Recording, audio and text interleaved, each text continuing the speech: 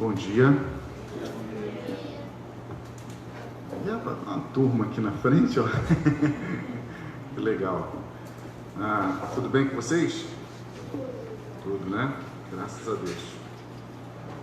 A gente está retomando a classe das crianças hoje, depois de um bom tempo parado. Mas aos poucos nós estamos voltando, ainda com algumas restrições. Você precisa fazer inscrição para que a gente consiga organizar bem isso, para que a gente não crie nenhuma aglomeração lá na sala das crianças e a gente siga os protocolos. Mas não posso perder muito tempo não, irmãos. Deixa eu chamar as crianças aqui na frente, nós vamos orar por elas, para que elas possam ter a sua classe, que seja uma bênção. Cadê as crianças? Vamos lá?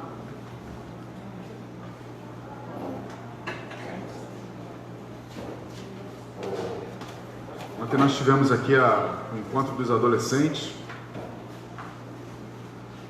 Eu pude participar e ver o quanto eles têm energia, né? Nossa, eles não são mole não. Mas foi um tempo bom, foi um tempo...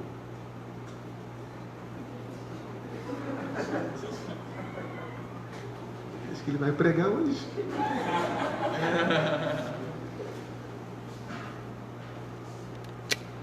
Irmãos, quantas crianças? Eu não sei como é que você consegue descrever essa cena, mas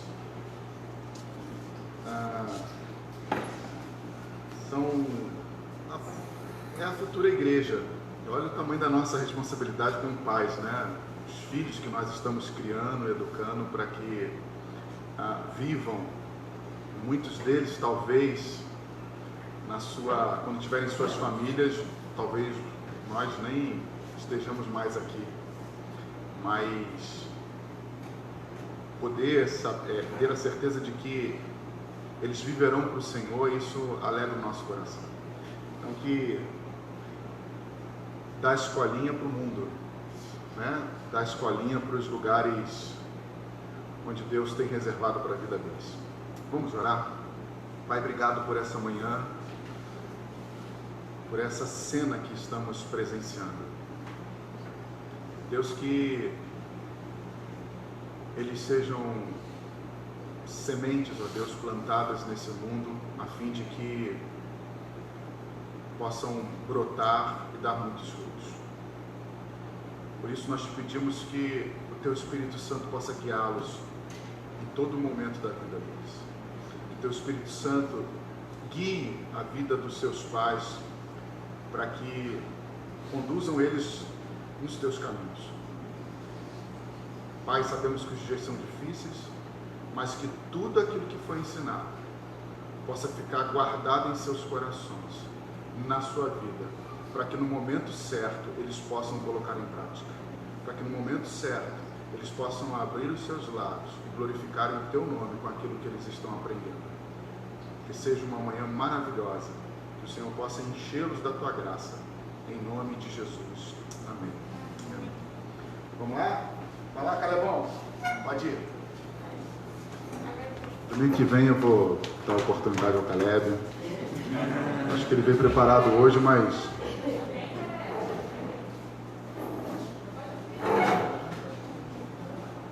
tem todo estilo, né? Pastor e tal.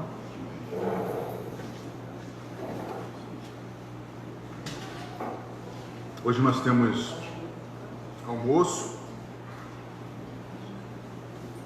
Não aqui, né? Você pega a sua quentinha e leva para casa, almoça com a sua família, até que daqui a pouco a gente volte com o almoço aqui com os irmãos. Bem, deixa eu... Romanos 8, do versículo 12 ao 14, eu queria falar um pouquinho sobre esses versículos com os irmãos.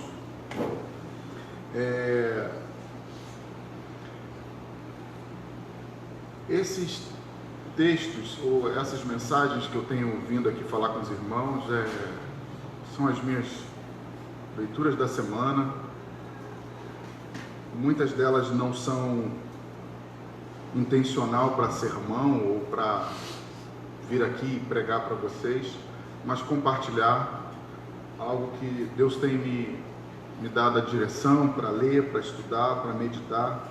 E esse texto de Paulo, ele é fantástico, né? Romanos é um livro fantástico, ele é extremamente desafiador, ele fala muito para a nossa alma, ele fala muito para o nosso espírito, ele revela coisas assim extraordinárias, ele nos desafia, vamos dizer assim, a viver uma vida que para muitos de nós é surreal, né? Sabe quando você está diante de uma situação que você fala assim, não tem como, mas aí a palavra de Deus vem e diz para mim e para você, tem como sim, tem como, porque você foi chamado para isso, não tem como fugir.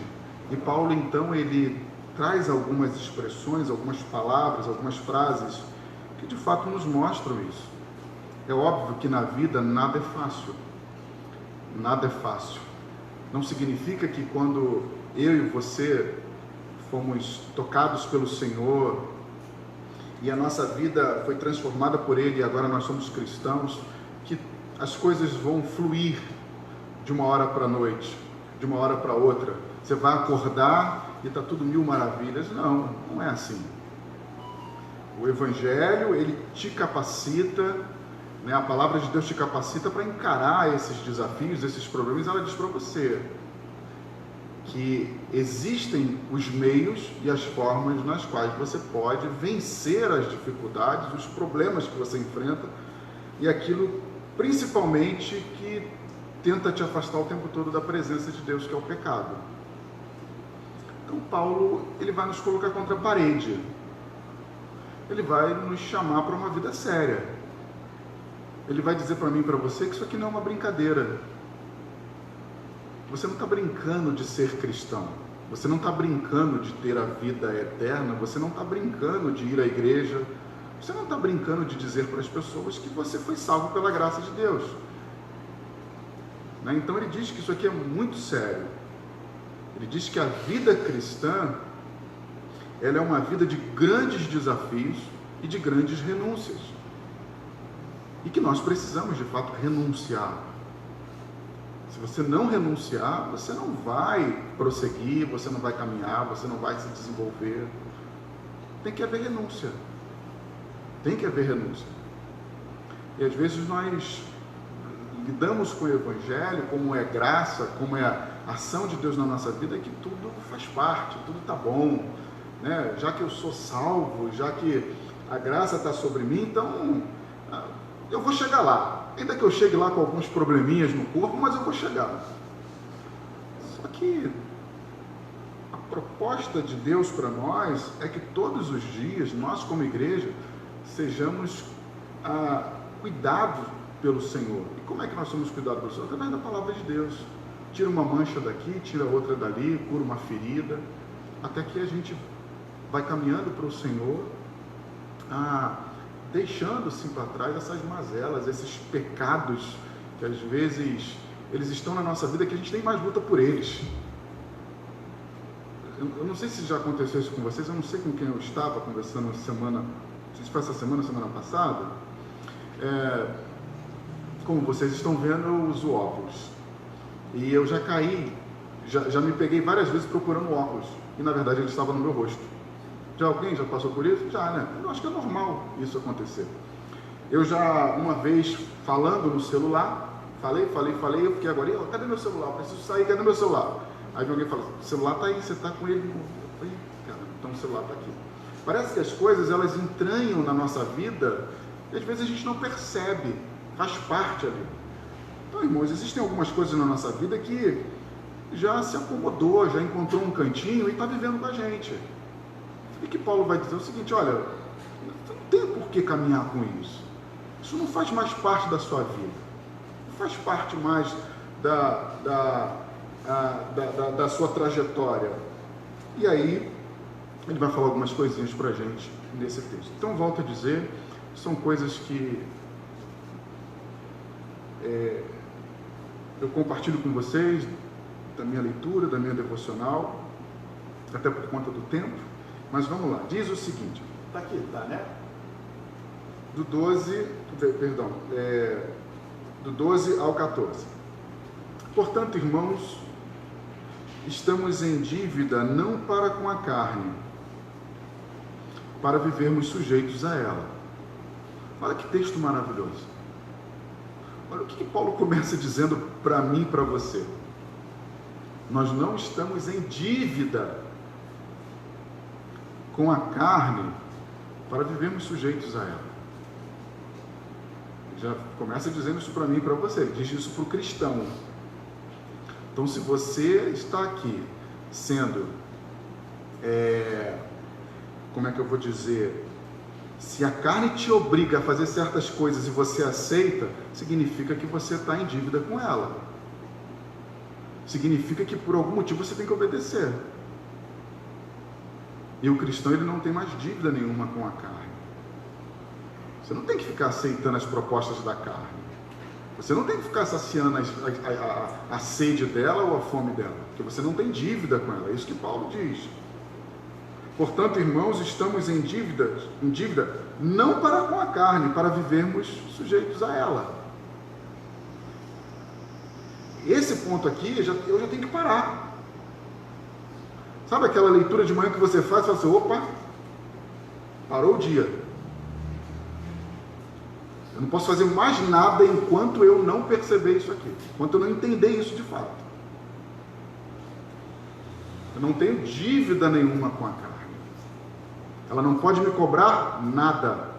E quando ela me cobrar, o que eu tenho que dizer para ela? Não te devo nada. Eu não tenho parte com você. É assim, simplesmente, falar e pronto? Não, óbvio que não. Mas Paulo vai nos mostrar. E ele diz, pois se vocês viverem de acordo com a carne, morrerão.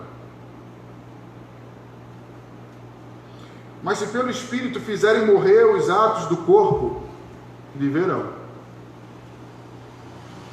Somente um cristão que tem o Espírito Santo consegue fazer isso. Fazer com que essas obras da carne, elas morram. Porque isso é feito através do Espírito. Agora, o não cristão, ele não consegue fazer isso.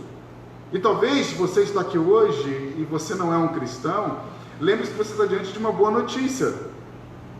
Você está diante de algo que pode transformar a sua vida a partir do momento que você entenda isso e abra mão da sua vida e diga assim, opa, então eu quero sim ter a vida eterna, eu quero sair desse caminho de morte. Paulo não está aqui dizendo, acusando as pessoas e fazendo uma separação, não, ele está dizendo que se você for guiado pelo Espírito, você vai ter vida eterna. Agora, se você não for guiado pelo Espírito, você vai morrer. Você está caminhando para a morte. Então ele está te dando uma oportunidade, ele está sinalizando para aquelas pessoas que somente através de Jesus Cristo elas podem obter a vida eterna. Porque todos que são guiados pelo Espírito de Deus são filhos de Deus, versículo 14. Vamos orar para Deus falar aos nossos corações. Pai querido, por favor, às vezes nos deparamos com textos que por conta da nossa mente tão contaminada, tão cheias de coisa dessa vida, a gente não consegue compreender, a gente não consegue desenvolver aquilo que de fato o Senhor está querendo falar conosco. Ou julgamos ser difícil demais e achamos que pelo fato de sermos cristãos, essas coisas um dia elas sumirão da nossa vida, ou o dia em que nós partirmos dessa terra, nos encontraremos contigo e ali tudo vai ficar bom. Mas por favor, Senhor, fale conosco nessa manhã, ministra o nosso coração, que Teu Espírito Santo ajude a cada um de nós aqui a entender e a compreender a Tua palavra, em nome de Jesus Cristo. Amém.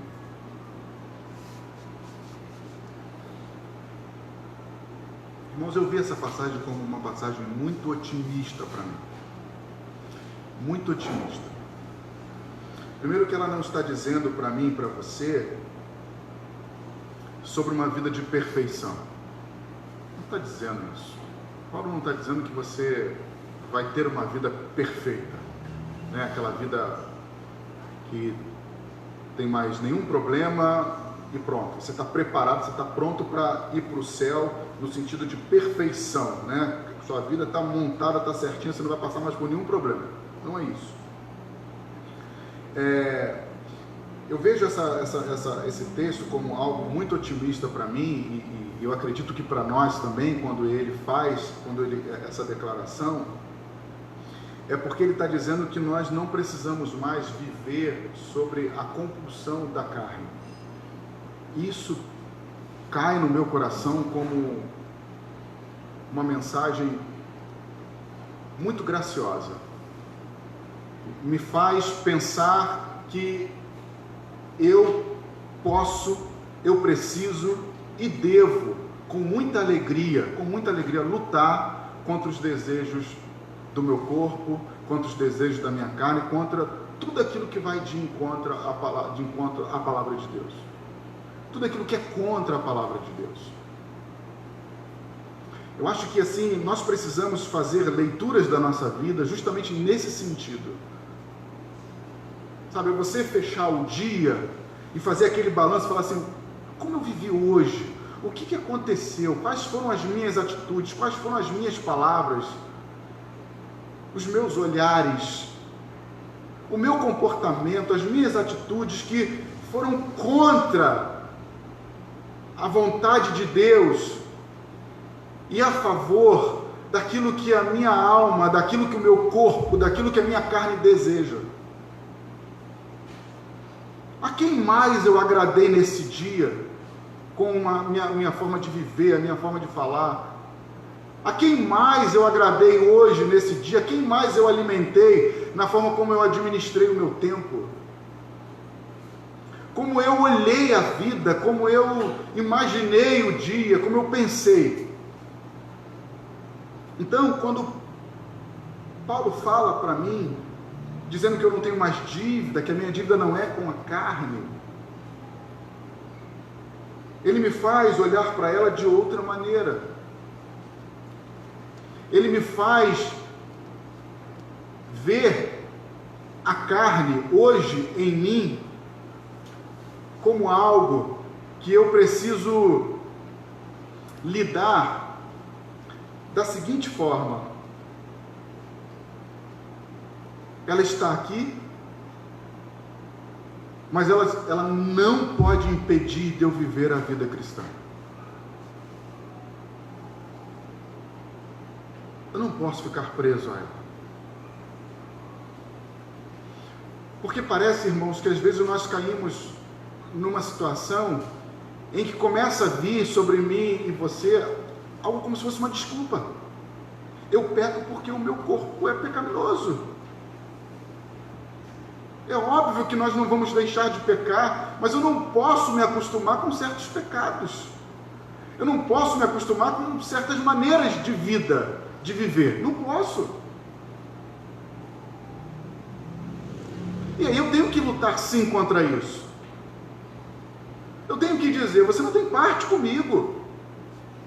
Eu tenho que rejeitar, eu tenho que, como a própria Bíblia diz, né, resistir ao diabo, ele fugirá de você. Resistir àquilo que o diabo te oferece, ele vai fugir de você.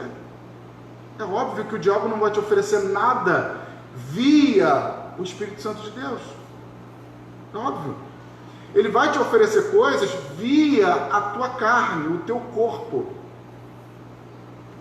E aí Paulo está dizendo que você não tem dívida nenhuma com ele, você não precisa se submeter a ele, você não precisa aceitar, você não precisa alimentar, você não precisa dar nada em troca. Você não precisa. Você precisa sim rejeitar e fugir dele. Nesse texto a gente percebe que a graça de Deus, quando vem sobre a vida de um cristão, quando um cristão ele é ele se converte ao Senhor, ele recebe o Espírito Santo e ele entende que isso é feito por meio da graça de Deus. Deus, de alguma maneira, foi até ele, revelou o seu amor, perdoou os seus pecados, colocou nele o Espírito Santo e derramou graça sobre a vida dele. Só que essa graça que foi derramada na minha vida e na sua vida, ela é uma graça que perdoa os pecados e é uma graça também que nos livra do pecado. Não sei se você conseguiu compreender isso. A graça, ela nos perdoa, ela paga a nossa dívida, mas ela também nos livra da dívida, de uma próxima dívida. Eu não fui perdoado hoje para que amanhã, quando eu me deparar de novo com uma dívida, eu me submeta a ela. Ela também já foi paga. Deus, a graça de Deus, ela me perdoa do pecado e ela me livra do pecado. Significa, irmãos, que pela graça de Deus, através do Espírito Santo, nós podemos sim livrar, sair dos pecados da vida. Podemos. Isso vai demandar de mim, de você, um esforço, e que precisa ter esforço.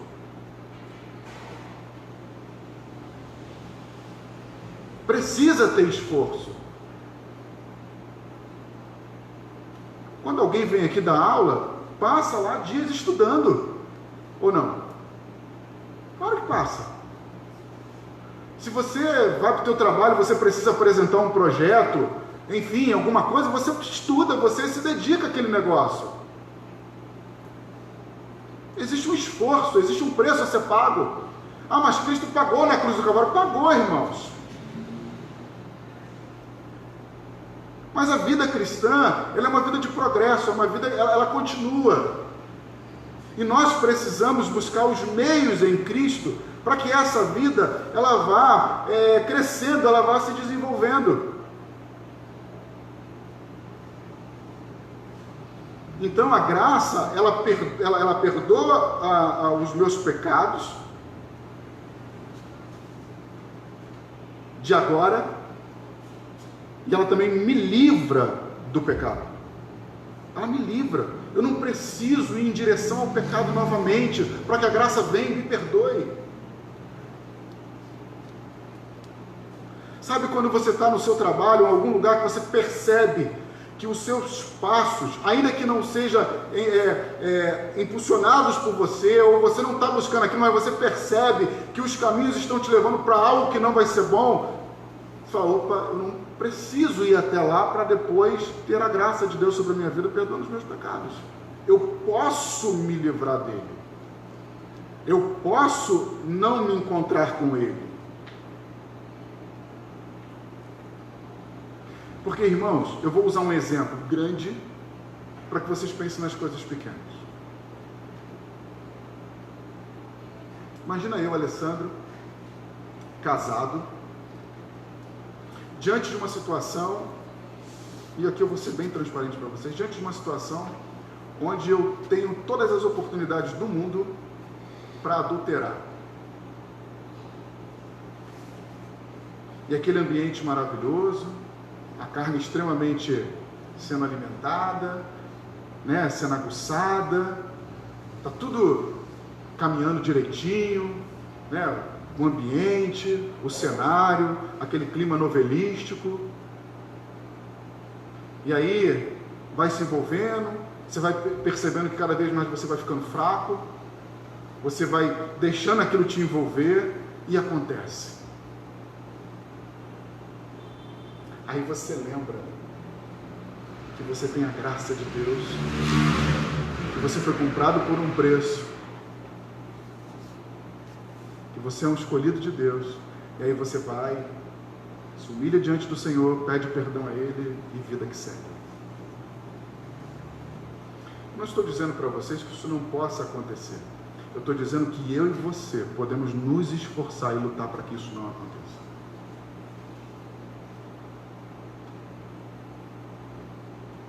Eu não tenho dívida nenhuma com a minha carne. eu não preciso satisfazê-la. Eu preciso sim lutar contra tudo aquilo que ela quer. Eu preciso lutar. Irmãos, e aqui a minha mensagem para vocês é a mensagem que eu trago para o meu coração. Lutem.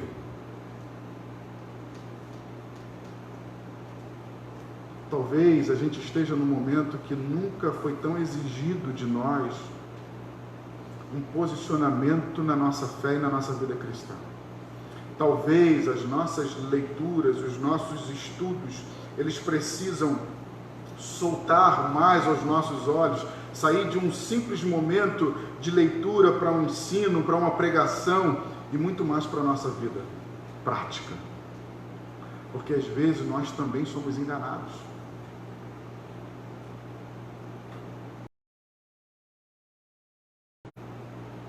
Lemos, enchemos-nos de conhecimento, julgamos estar pronto para tudo, quando na verdade algumas coisas em nós, como eu falei do óculos, como eu falei do celular, está aqui e nós não estamos percebendo, nós não estamos indo contra essas coisas.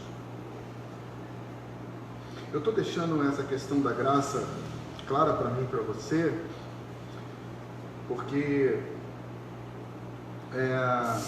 às vezes parece que a gente fala muito mais da graça que veio para perdoar os nossos pecados do que a graça que nos ajuda a não cometer pecados. Por isso que eu estou falando. Porque Paulo vai dizer que a gente não precisa viver segundo a carne, a gente não precisa se submeter a ela. Nós não temos obrigação nenhuma de vivermos segundo a nossa carne. Por que Paulo diz isso? Porque ela não é mais senhora das nossas vidas. Porque agora quem nos governa, quem dirige a nossa vida é o Senhor, é o Espírito Santo de Deus. A Ele que nós de fato devemos. Quando eu falo dever, não no sentido de algo que me oprime. Sabe quando você entende que você tem uma dívida com alguém, aquela dívida gostosa? Que você faz questão de pagar, você faz questão de retribuir. Aquela dívida de uma amizade bonita, de uma coisa de muitos anos, que você tem prazer o tempo todo em estar servindo, em estar junto, compartilhando, caminhando. Às vezes fala, eu tenho uma dívida de amor com fulano. Fulano fez algo na minha vida assim que você acha, sabe que às vezes isso acontece na família, tem amigos de trabalho, enfim. Essa é a dívida que eu e você temos com o Espírito Santo. É a dívida de falar assim, olha, eu vou caminhar contigo, eu vou estar junto o tempo todo, nós vamos caminhar juntos, me ajuda, me sustenta.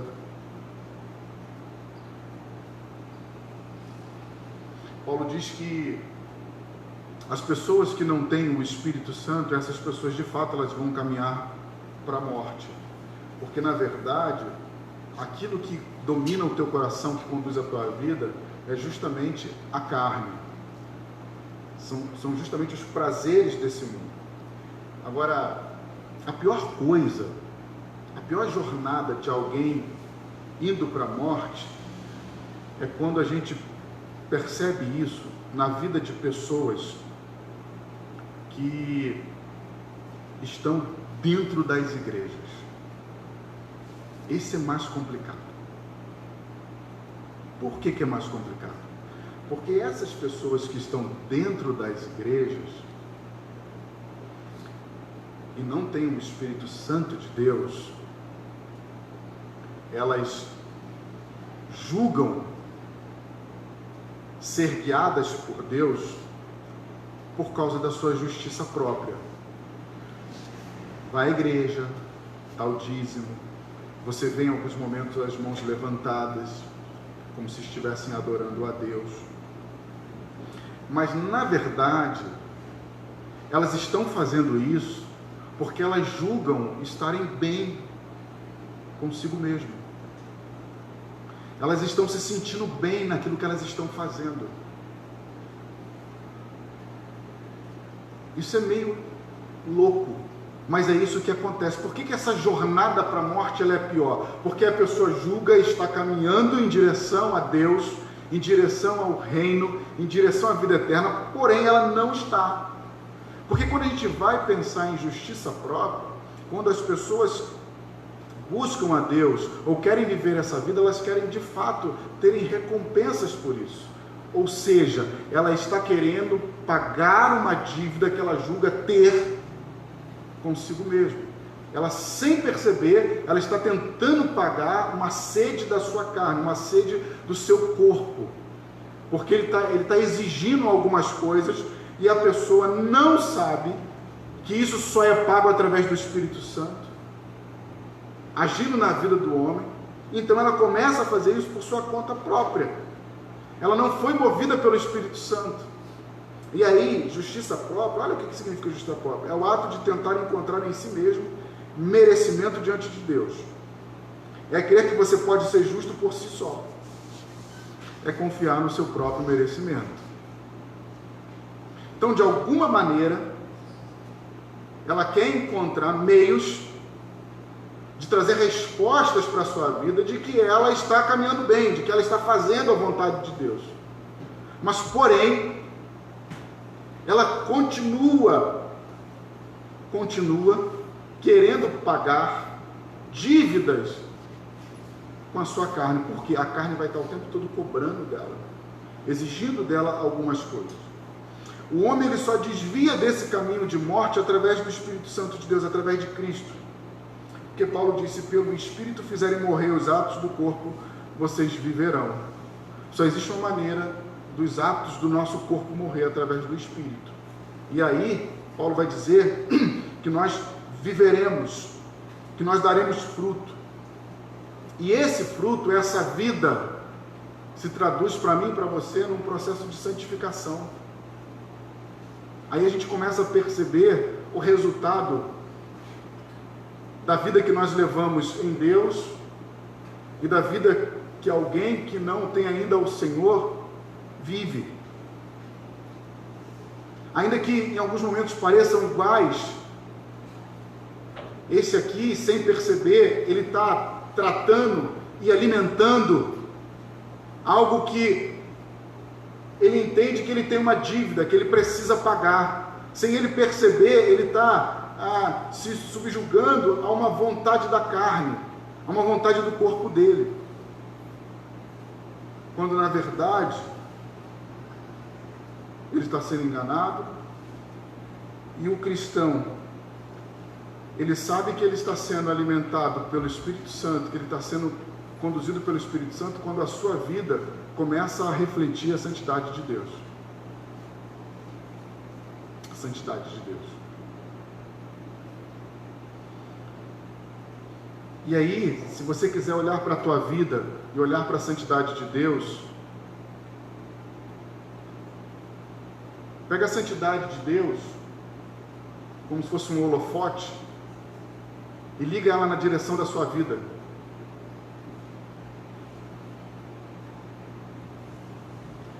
E aí vai clarear tudo.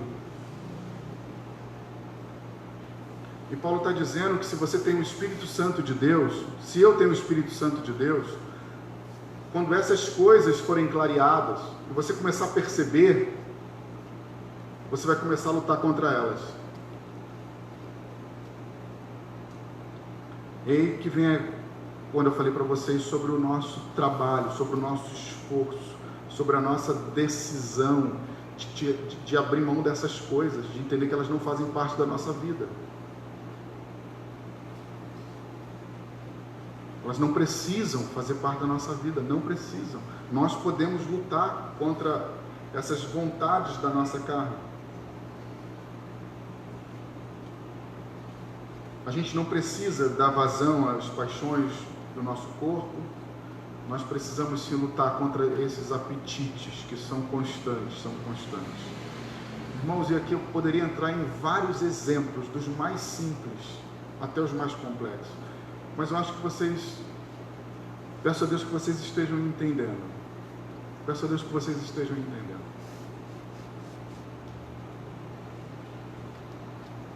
Todos os dias, A carne vem e faz uma proposta para mim e para você, todos os dias, toda hora. E elas parecem ser interessantes. Muitas delas parecem até respostas de oração. Por incrível que pareça. Muitas delas parecem até respostas de oração. E isso é um perigo. Isso é um perigo. Por isso que a gente precisa estar muito, mas muito conectado com a palavra de Deus, muito sensível ao Espírito Santo, muito, porque são detalhes na nossa vida. Eu vou encerrar e vou falar algo para vocês aqui, talvez um pouquinho, vou usar um termo um pouquinho pesado, mas só para vocês entenderem. No Antigo Testamento e no Novo também, vocês vão ver a igreja sendo a igreja sendo comparada ou falada como se ela fosse como a noiva de Cristo, a esposa de Deus, vamos botar assim, a igreja. E também você vai ver no Antigo Testamento pecado se referindo a adultério, ok? Olha que interessante. O que é adultério? Quando Deus falava para o povo que eles estavam em pecado, que eles estavam cometendo adultério, Ele estava se referindo ao povo estar adorando a outros deuses, está virando as costas para Ele e adorando a outro Deus, a outros deuses. Não era isso, gente? Está dando para... ok? Então, o povo de Deus cometia adultério quando eles abandonavam o Senhor e iam viver, se prostrar diante de outros deuses. Adultério, no seu sentido mais amplo e mais direto, é ir para a cama com o inimigo de Deus.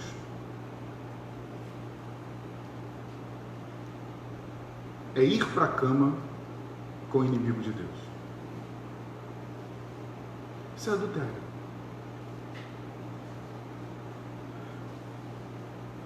Quando eu entendo que o meu corpo, a minha carne, vão fazer propostas para mim, diferentes daquilo que Deus tem, e eu não luto contra isso, eu estou me deitando com o inimigo de Deus.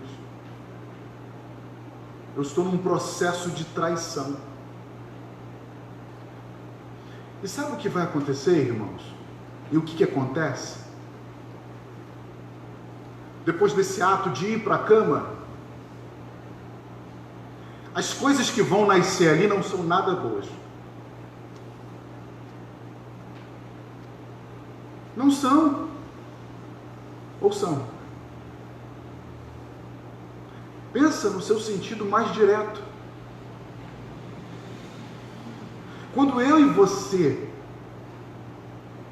sabemos que nos submetermos aos desejos da nossa carne, aos desejos do nosso corpo, quando nós nos lançamos a um governo que não é do Senhor, eu estou num processo de traição, eu estou dormindo com outro, com outra, e o que vai ser gerado dessa relação não produz nada de bom, produz morte.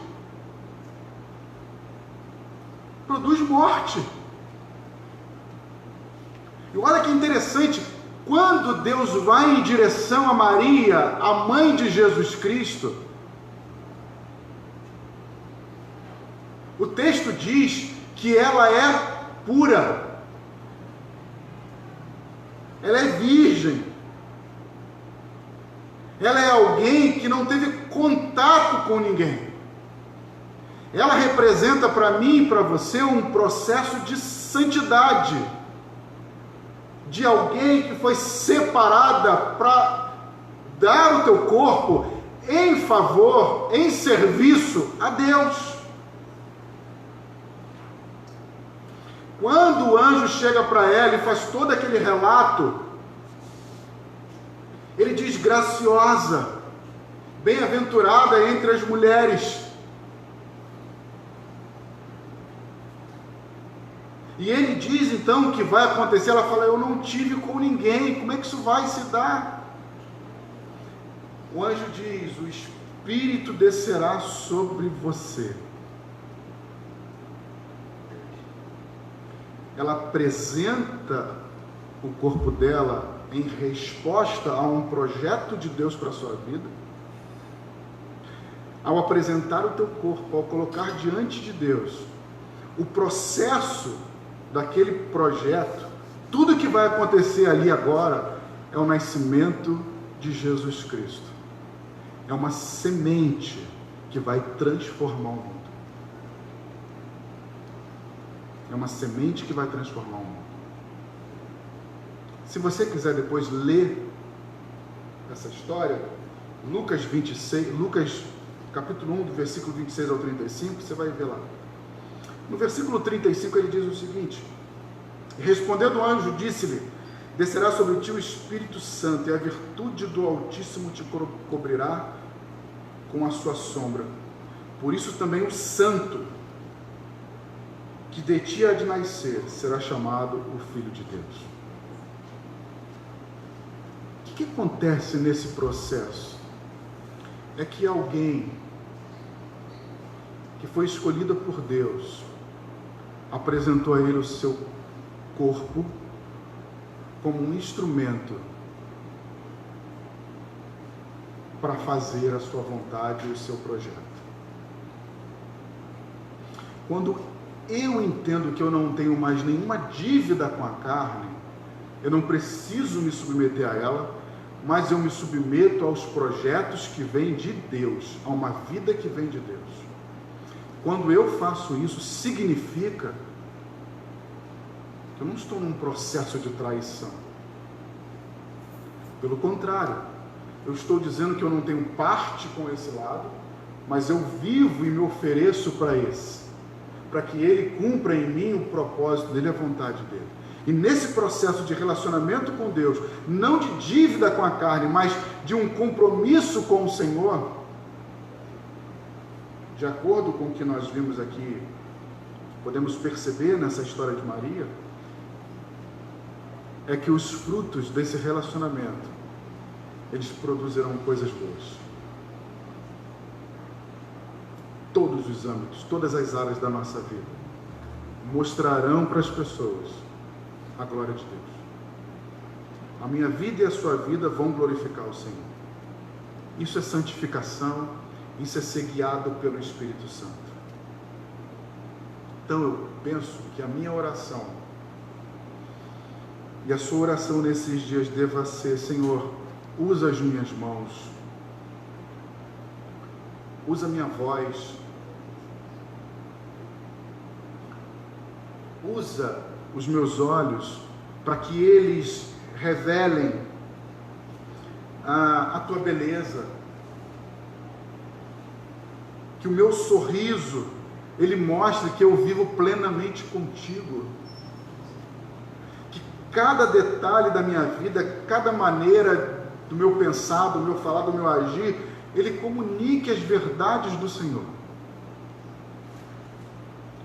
Comunique o Evangelho, comunique Jesus Cristo, que as pessoas percebam rápido que eu tenho um relacionamento contigo, que eu não estou saciando os desejos da minha carne, que eu não estou submisso a ela, pelo contrário,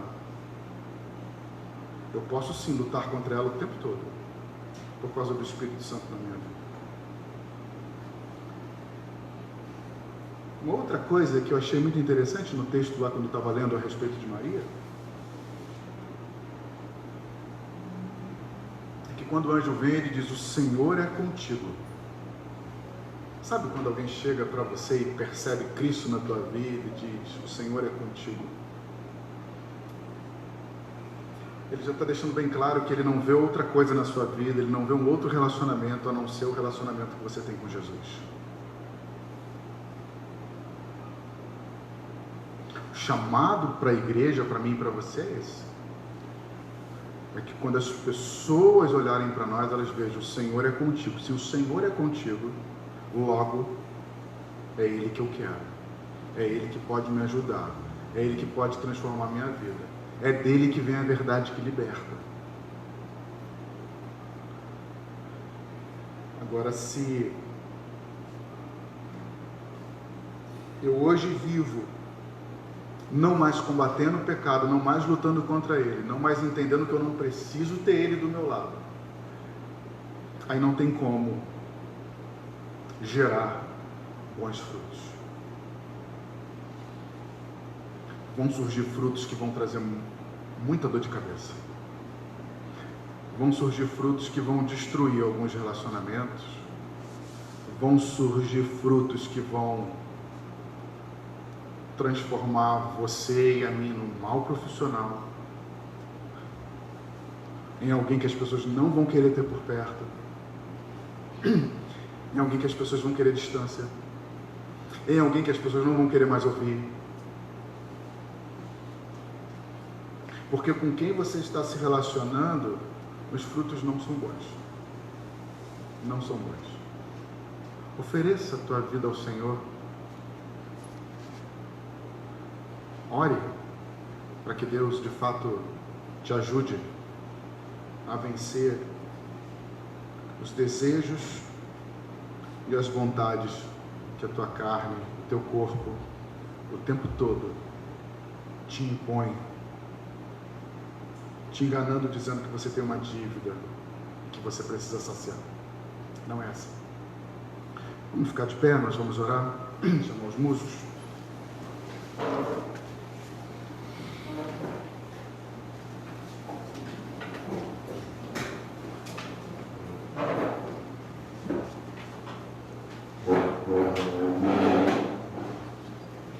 Nós vamos ceiar, e eu queria ler o texto para vocês, bem rapidinho. Mateus 26, verso 26 a 28 diz o seguinte: Enquanto comiam, Jesus tomou o pão, deu graças, partiu e deu aos seus discípulos, dizendo: Tomem e comam, isto é o meu corpo. E em seguida tomou o cálice, deu graças e ofereceu aos discípulos, dizendo: Bebam dele todos vocês, isto é o meu sangue, o sangue da aliança que é derramado em favor de muitos, pelo perdão dos pecados.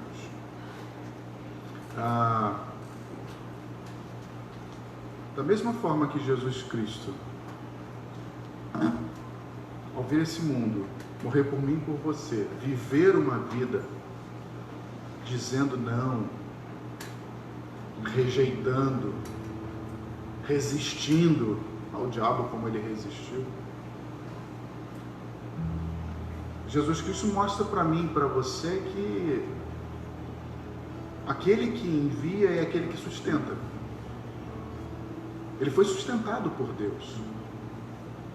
E ele entendia tão bem isso que era a Deus que ele clamava, era a Deus que ele estava o tempo todo pedindo ajuda e orando.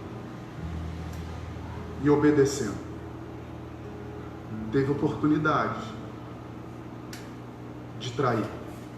Teve oportunidade de viver uma outra vida. Mas não viveu. Não viveu. Ele foi até o final. Porque ele entendia que ele não tinha dívida nenhuma com ninguém, com os seus desejos e as suas vontades, apesar delas terem querido crescer em alguns momentos para tirar ele do propósito. Mas ele entendia que a dívida dele era com Deus. Não é aquela dívida, como eu falei para vocês, que oprime, mas é uma dívida que traz alegria. E o texto diz que por aquilo que lhe foi como proposta, ele morreu na cruz. A alegria que estava proposta ali. Então que assim seja a sua vida, que assim seja a minha vida, em nome de Jesus Cristo, nessa manhã. E desenvolva uma vida de oração pedindo a Deus para você lutar contra essas coisas. Não ache normal. Vamos frutificar, vamos somar uns com os outros, vamos crescer, vamos apresentar para o mundo a igreja do Senhor. Vamos apresentar para as pessoas a igreja de Cristo, em nome de Jesus. Senhor, obrigado por essa manhã, pela tua palavra, obrigado por esse momento em que vamos ceiar mais uma vez. Deus, como é glorioso esse momento nas nossas vidas. Como é bom estar diante de uma cena como essa e poder lembrar que há muitos anos atrás, o Senhor estava vivendo esse momento com os discípulos.